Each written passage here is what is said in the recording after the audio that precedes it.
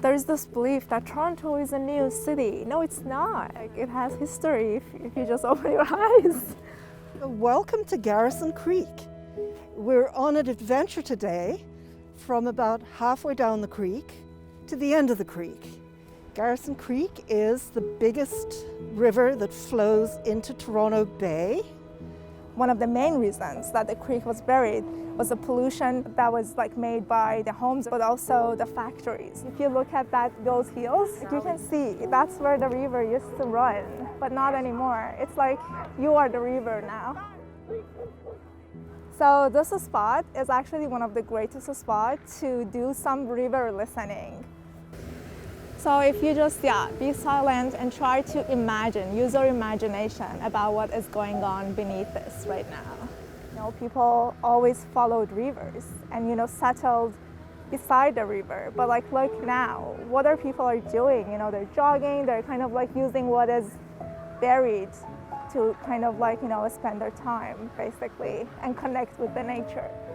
Something that is invisible to you, but it actually affects your everyday life. And it's our nature, we don't pay attention to things that are invisible to us.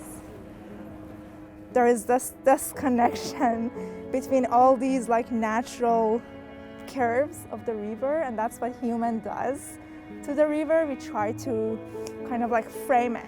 And so that is one of the reasons that our sewage system doesn't really work, because it's against the natural movement of water. And they're also they don't have enough capacity, so that's why we have all these overflows. What they found is that actually the trees are trying to reach to the water, and so they are breaking through this infrastructure.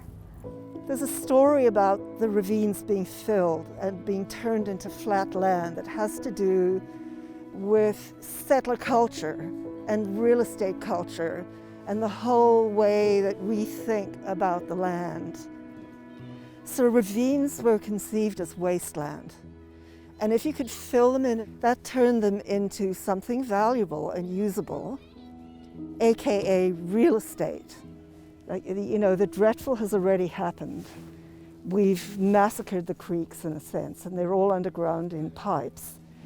But there still are many ways that we can copy nature and restore a more healthy, functioning water cycle and bring life back. And part of the idea is solutions have to be part of the living economy. And the economy needs to be greened and become a living economy.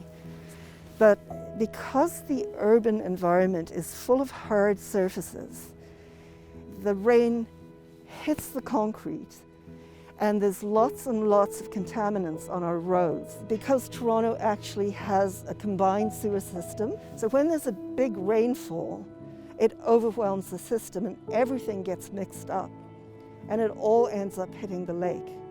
So because of that, Toronto is an area of concern.